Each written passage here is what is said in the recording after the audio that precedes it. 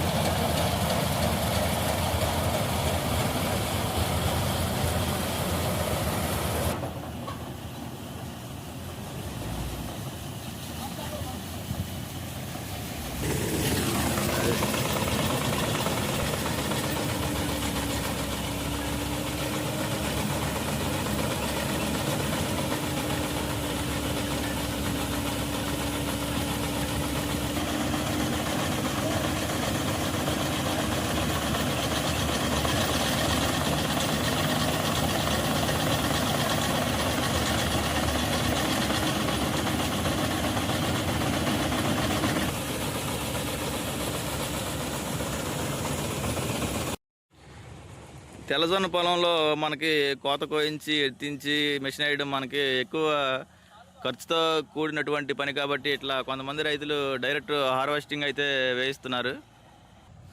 ఇలా హార్వెస్టింగ్ వేయడం వల్ల ఖర్చు తక్కువైనప్పటికీ తర్వాత కంకిపోయింది 2-3 మనుషుల్ని పెట్టి అయితే మనం వేయించుకోవాల్సి అయితే ఉంటుంది. గింజ కూడా పట్టాల మీద ఆరబెట్టుకోవాల్సి ఉంటుంది 4-5 రోజులు.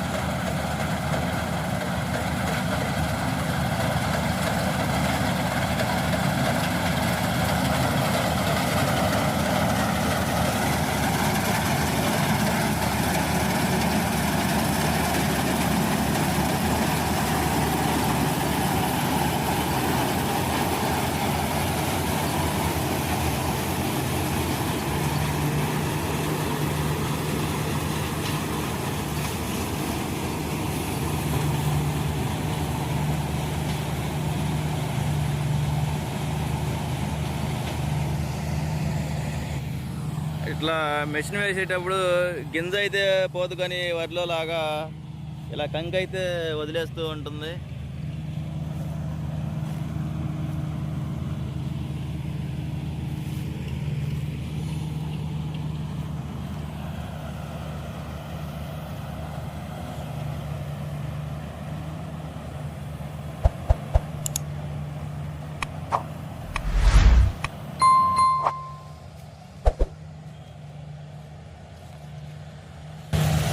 ఇట్లా ఈ విధంగా అయితే కంకులు అయితే పోతూ ఉంటాయి. మనం వీటిని అయితే వేయించుకోవాలి.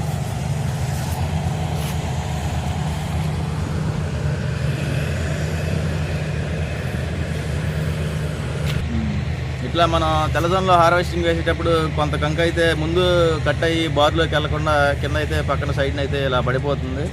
ఇట్లా కాకుండా మనకి మిషన్లోకి వెళ్ళిపోయి వెనక్కి వచ్చేటప్పుడు దీనిలో ఒక గింజ కూడా లేకుండా శుభ్రంగా అయితే క్లీన్ అయ్యి మనకి విత్తనాలన్నీ ట్యాంకులోకి అయితే వెళ్ళిపోతాయి.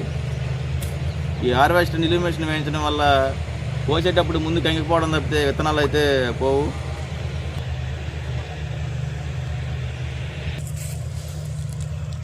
విత్తనాలు అయితే పోవు. పైన ఉన్నటువంటి గింజ మీద బొంత ఆ తుక్కు తప్పితే మనకి విత్తనం అయితే ఒకటి కూడా కనిపించలేదు.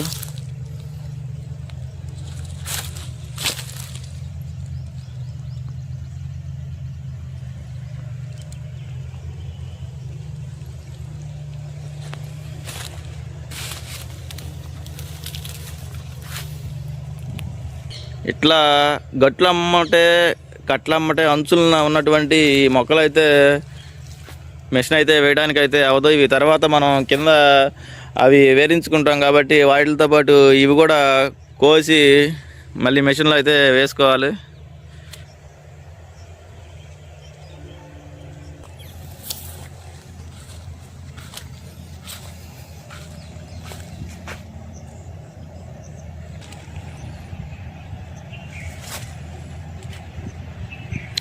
తెల్లజొన్న కంకి మనం నిలువు మీద హార్వెస్టర్ వేసేటప్పుడు అయితే నిలువు మీదే బాగా నల్లగా ఈ రకంగా ఎండేలా ఉండాలి, లేదంటే గింజ పచ్చిగా ఉండి బాగా వాసన వచ్చే అవకాశాలు, బూజు పట్టే అవకాశాలు చాలా ఎక్కువగా ఉంటాయి.